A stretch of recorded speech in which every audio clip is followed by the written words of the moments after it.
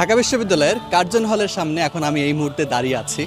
অনেকেরই এটা স্বপ্ন থাকে যে একদিন স্টুডেন্ট হয়ে ঢাকা বিশ্ববিদ্যালয়ের স্টুডেন্ট হয়ে এই কার্জন হলে আসবে, কিন্তু এই কার্জন হলে আসতে গেলে অ্যাটলিস্ট ঢাকা বিশ্ববিদ্যালয়ের স্টুডেন্ট হয়ে আপনার যেই পরিমাণে পরিশ্রম করা উচিত, যেই পরিমাণে স্ট্র্যাটেজিক ওয়েতে আপনার পড়াশোনা করা উচিত, সেটাকে আপনি করছেন।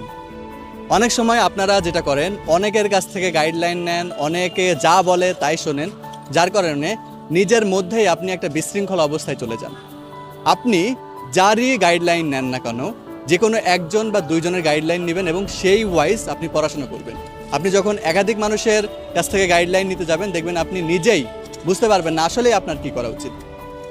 আপনারা যারা এই মুহূর্তে এই ভিডিওটা দেখছেন, অনেকের মধ্যেই কিন্তু এই ধরনের একটা স্বপ্ন থাকে যে আমি ঢাকা বিশ্ববিদ্যালয়ের স্টুডেন্ট হব।